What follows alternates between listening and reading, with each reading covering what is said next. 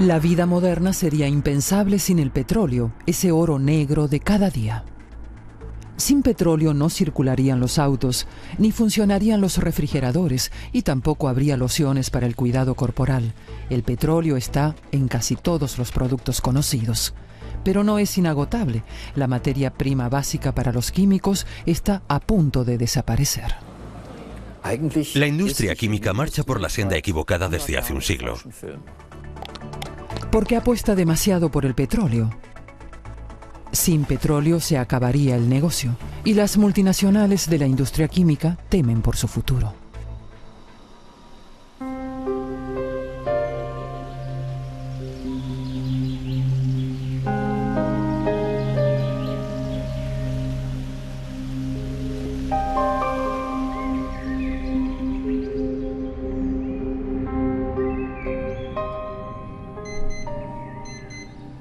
Al tocar nuestro despertador de plástico temprano en la mañana, establecemos ya el primero de nuestros incontables contactos diarios con productos derivados del petróleo. En el desayuno, colores vivos por todas partes. En nuestro mobiliario, pegamentos invisibles que lo ensamblan. La química del petróleo es omnipresente. Casi la totalidad de los plásticos se basa en el combustible fósil número 1, al menos de momento.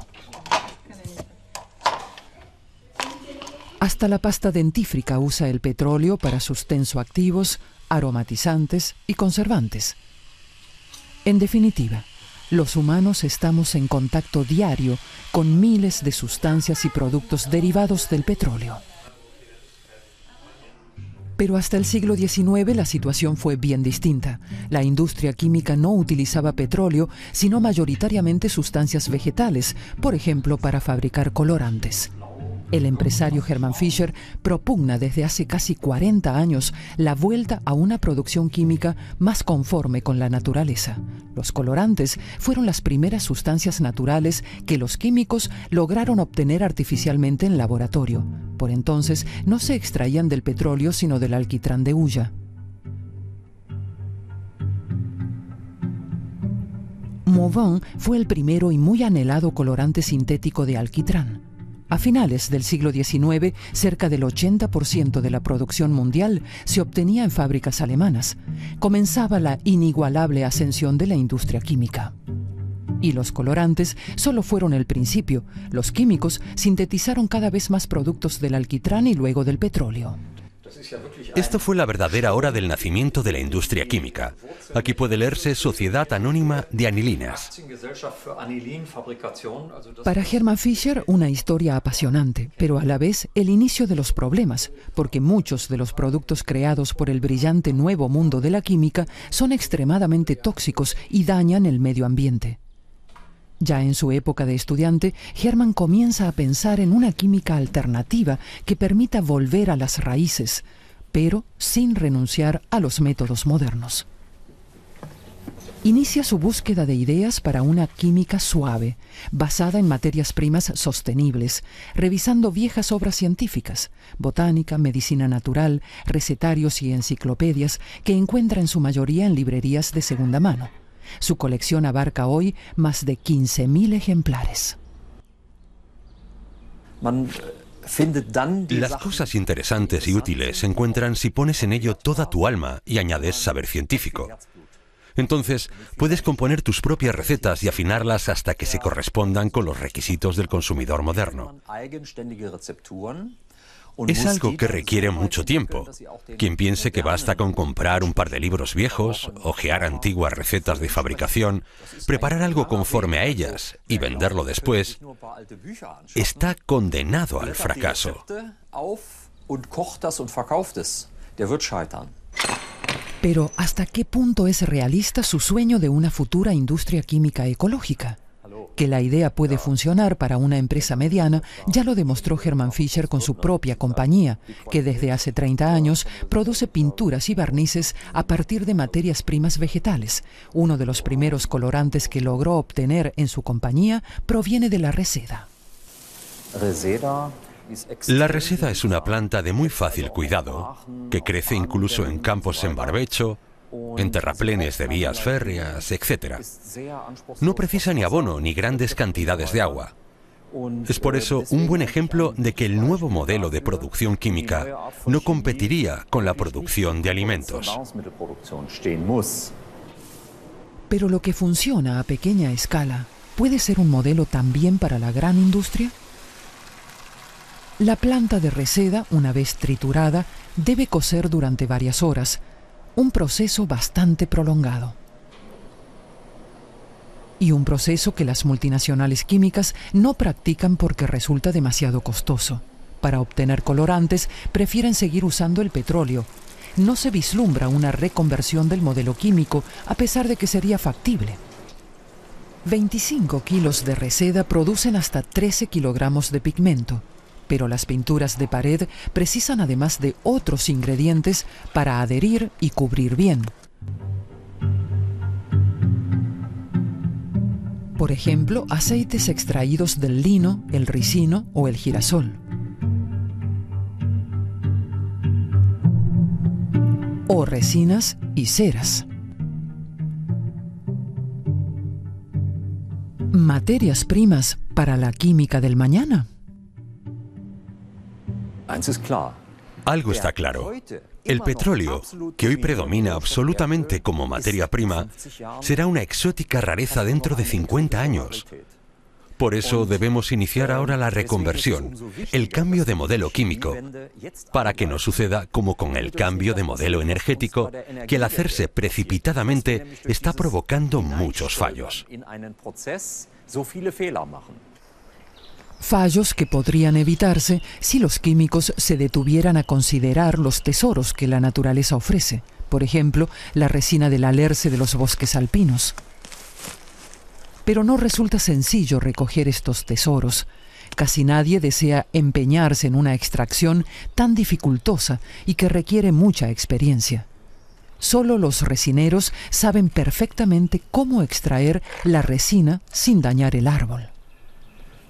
La resina contiene muchas sustancias de interés para la química del futuro: aceites, colorantes, saborizantes, ácidos.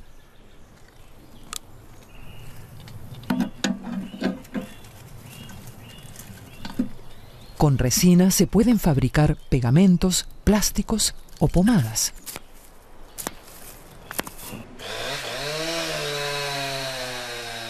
Para los farmacéuticos, los bosques de montaña pueden esconder auténticos tesoros. Otro ejemplo es el pino cembro. De sus agujas se extrae aceite para fabricar barnices y fitoprotectores.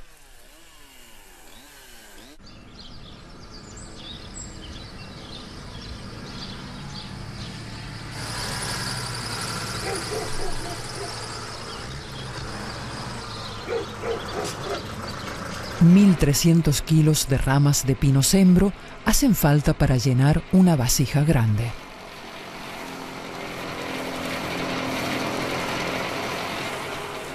De la que solo saldrán al final 12 litros de aceite tras calentarlo más de 6 horas con vapor de agua hirviendo. Se trata de un aceite muy valioso y también útil para la industria farmacéutica. Muchos de nuestros medicamentos contienen todavía derivados del petróleo. Cada vez es mayor la competencia entre productores de aceites y campesinos que prefieren vender las ramas de pino trituradas como combustible de calefacción. La competencia por la materia prima podría convertirse en un grave problema para la química suave. La solución podría consistir en aprovechar la biodiversidad del mundo vegetal. La química del futuro debe apostar por ella, y no solo por unas cuantas plantas útiles. La naturaleza ofrece suficientes materias primas para todos. Visitamos el Jardín Botánico de Plantas Útiles de la Universidad de Bonn, que reúne más de 2.000 especies de todo el planeta. El botánico Maximilian Weigand es experto en materias primas vegetales.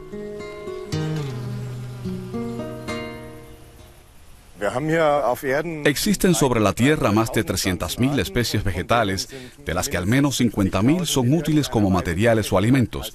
Es decir, que tenemos un catálogo casi inagotable de plantas con diversas propiedades que, si se plantan, cultivan y mejoran sus semillas convenientemente, podrían con seguridad cubrir prácticamente todas nuestras necesidades. El lino, por ejemplo. Su aceite es un ingrediente para pinturas, masillas o linóleo, y con sus fibras pueden tejerse telas. El arbusto del ricino, que crece muy rápido y cuyas semillas producen aceite de ricino, un material cada vez más solicitado con el que la industria elabora ya bioplásticos, un primer paso hacia la reconversión del modelo industrial químico. Se redescubren hoy fibras vegetales, ya sean de cáñamo, esparto o sisal, y sus posibles usos como material aislante, como textiles, o para reforzar materiales plásticos. Incluso el yute vuelve a ponerse de moda como material de embalaje. Aquí tenemos al yute, originario de la India. Históricamente se usaba en la producción de sacos para el transporte de café, cacao y artículos a granel. Otra planta muy importante en tiempos del colonialismo era el ramio, con cuya fibra se confeccionaban los típicos uniformes y trajes coloniales. Pero ya casi no existen cultivos ni producción de ramio. Los sucedáneos sintéticos lo han sustituido casi por completo. Un ejemplo es el algodón, al que se le incorporan propiedades que no tiene mediante añadidos sintéticos, en lugar de aprovechar la fibra de ramio, cuyas propiedades naturales responden bien a condiciones de empleo en regiones cálidas y húmedas. Material natural en lugar de plástico. ¿Cuándo se producirá el cambio? El colorido mundo de los plásticos compone el 40% de la producción química a base de petróleo. Los plásticos son ya casi inseparables de nuestra vida cotidiana. Cada alemán consume por término medio 110 kilogramos de plástico al año. Robusto, fácil de limpiar, inocuo, aparentemente. El otro lado de la moneda, 100 millones de toneladas de basura plástica solamente en los mares del mundo. La Unión Europea pretende próximamente prohibir las bolsas de plástico. Plástico en el calzado. Plástico en la ropa. Plástico en un casco de ciclista. Plástico por todas partes. Un negocio redondo para la industria química a partir de un material agotable, el petróleo. Pero hasta los gigantes saben que tendrán que buscar alternativas. Marl, cerca de Essen, en Alemania. Para la multinacional Evonik, la visión de una producción química de base vegetal comienza a cobrar formas concretas. Este granulado de poliamida hecho a partir de aceite de ricino se ha fabricado en China, donde la planta crece particularmente bien.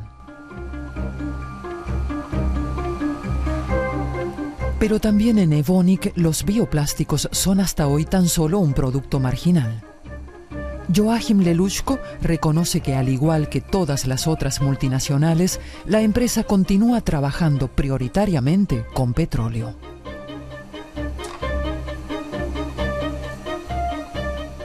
Falta mucho camino por andar para reconvertir el modelo de la producción química. Las materias primas fósiles siguen siendo más baratas y eso atrasa la introducción de biomateriales. Puede explicarse de esta manera.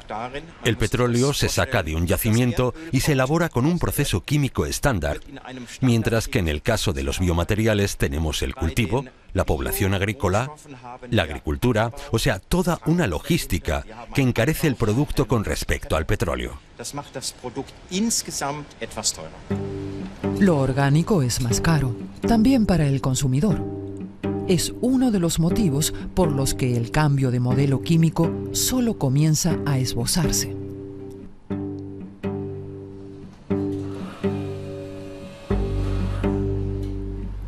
La calidad no constituye un obstáculo para el cambio.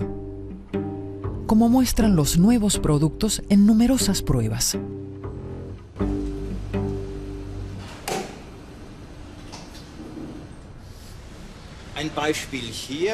Este ejemplo es fácil de reconocer. Los cables del freno entre la cabina y el remolque de los camiones. El típico tirabuzón que acabamos de ver en la cadena de producción. O un nuevo campo de aplicaciones, las monturas para lentes, donde apreciamos las propiedades ultra flexibles del material. Se retuerce y vuelve a su posición, sin romperse como sucede con muchos plásticos. Y es 100% natural, una combinación de Vestamit Terra con bambú. El bioplástico tiene múltiples aplicaciones, por ejemplo, láminas especiales para revestir tablas de esquí.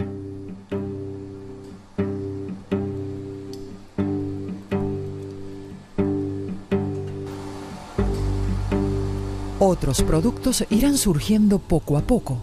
Aunque sea muy pronto para hablar de una reconversión de la industria química, ya se observan algunos comienzos. Podría ser en 2030, aunque probablemente será más bien hacia 2050. Dependerá de los recursos existentes y de cuánta materia prima fósil decidamos utilizar o alternativamente cuánta materia vegetal. Creo que será una cuestión que deberá decidirse a escala social. Lo importante es disponer de alternativas. El sector es capaz de producir alternativas cuando lo desea. Estos artículos son básicamente de material biológico y sin nocividad climática. Su producción emite hasta un 80% menos de dióxido de carbono que la del plástico tradicional a partir de petróleo. Las materias primas pueden proceder, por ejemplo, de cereales, remolacha, maíz, colza o soya. Los plásticos naturales se combinan a menudo con fibras de madera, cáñamo o coco. Y pueden construirse con ellos incluso autos de carreras particularmente ligeros. Bioconcept Car se llama este nuevo modelo deportivo, un proyecto investigativo sobre ruedas. Aquí lo vemos poco antes de una de sus muchas pruebas operativas en el circuito Nürburgring.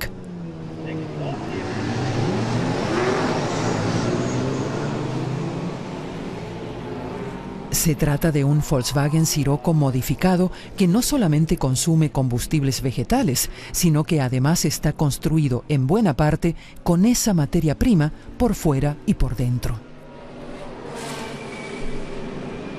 El ingeniero Hans-Joachim Endres y su equipo de la Universidad de Hannover han contribuido a crear los novedosos materiales de este auto de competición. ¿Logrará su modelo insignia soportar o incluso ganar la carrera de 4 horas? Es una prueba de fuego para el piloto, el auto, los nuevos materiales y sus creadores. Podríamos producir hoy con base biológica casi todas las sustancias necesarias para fabricar los plásticos más diversos. A menudo los procesos de síntesis son nuevos, no se han probado en la práctica ni se han optimizado y por eso resultan más costosos.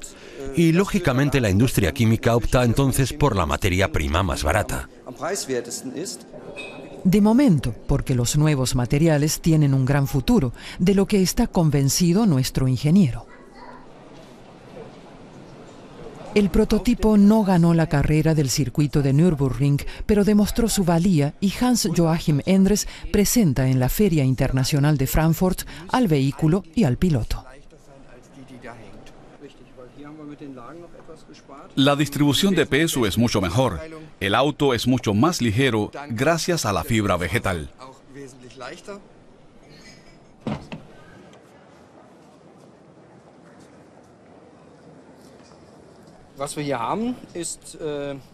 El Bioconcept Car incluye diversas piezas grandes de carrocería con refuerzos hechos de fibra natural y no de carbono.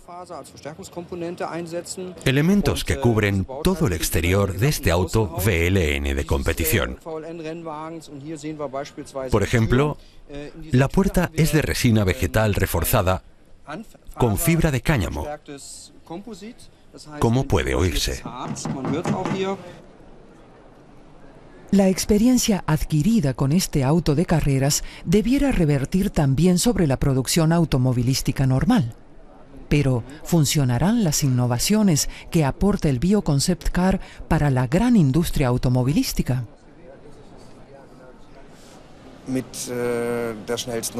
Con la vuelta más rápida que he dado, podemos demostrarle a la competencia fósil que el orgánico funciona. Y eso es lo que importa. Llevar la idea de la alta tecnología bio a quienes quizás sepan abrirle la puerta. Y en el mundo de la carrera deportiva, solo el éxito abre puertas. Taller de Materiales de la Universidad de Hannover. Aquí se investigan potenciales procesos para fabricar puertas, capós o parachoques de automóviles a partir de materias primas vegetales. Para ello es importante someter a prueba los nuevos materiales, por ejemplo esta mezcla de fibras de plantas y plásticos a base de aceite vegetal. Los materiales deben ser elásticos y a la vez estables. La cuestión decisiva para los ingenieros es comprobar si los diversos componentes se combinan entre sí de manera sólida.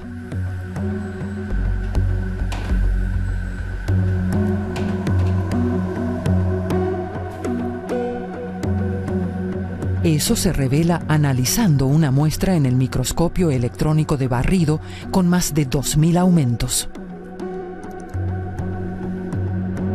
Cuanto mejor sea la unión, más resistente resultará el material.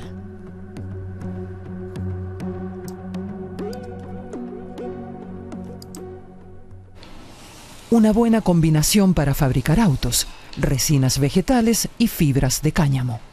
Se impregna el tejido de cáñamo con la resina calentada y fluida y se emplean 2 o 3 capas para moldear una puerta de maletero.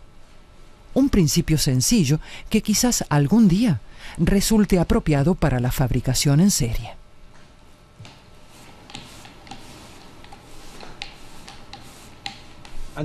Esta puerta de maletero desmontada está reforzada con fibra de cáñamo.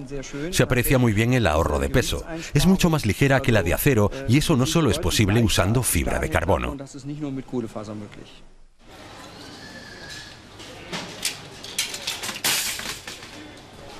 Junto a estos materiales de alta tecnología hay mucha demanda de biomateriales para el envasado.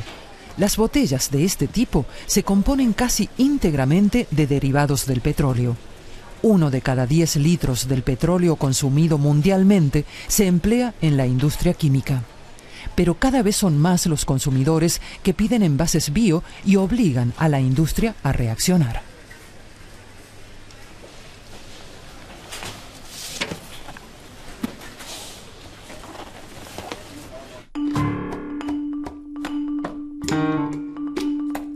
Envases consumidos por una familia de 5 personas en 5 días. Cada año se producen 280 millones de toneladas y la cifra va en aumento.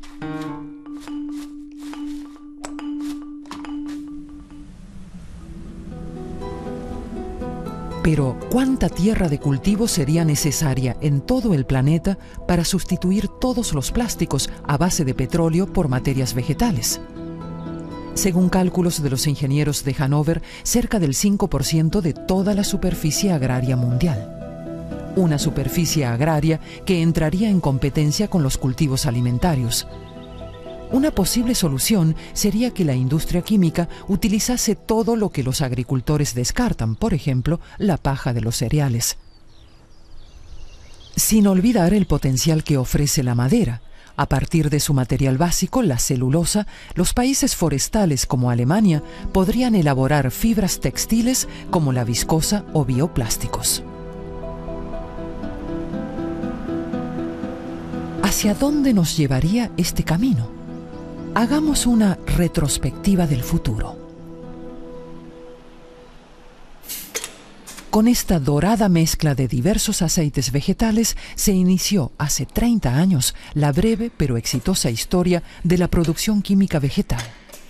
Un aceite que en épocas de escándalos con los preservantes químicos de la madera fue la única alternativa no tóxica. un agente protector natural sin pesticidas, insecticidas o fungicidas. Y que quizás continúa siendo un ejemplo a seguir para una futura industria química vegetal. Según nosotros, no se trata de volver al pasado, sino de utilizar especies botánicas para elaborar los productos inteligentes e innovadores del futuro. Ese es el desafío para los científicos e ingenieros de todo el planeta. Un desafío también para la propia empresa de Fischer. En su departamento de investigación trabajan 7 personas de una plantilla de 43. Los 7 están continuamente en búsqueda de mejores emulsionantes para que sus bioproductos puedan competir bien en el mercado. Por ejemplo, tienen que adherir y cubrir bien.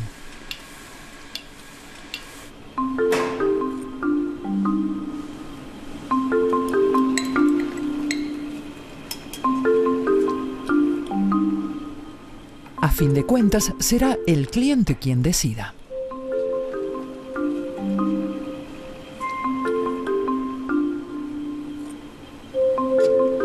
Durante muchos años, las pinturas naturales fueron productos marginales que la industria química no tomaba en serio. Todas las compañías que antes se reían al oír hablar de nosotros o que nos rechazaban, nos dirigen hoy consultas porque se ha demostrado que algunas, quizá no todas, pero sí algunas de las ideas en que se basa nuestra empresa pueden ser apropiadas para la industria química del futuro.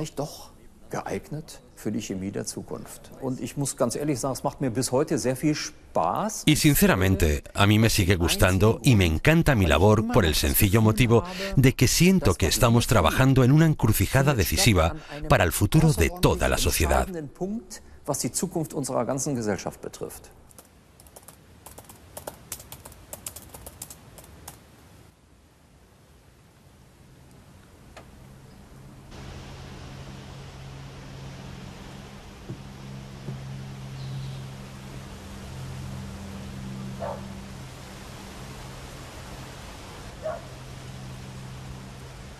A juicio de Hermann Fischer, habrá que superar las reticencias que aún muestran claramente la industria y la política.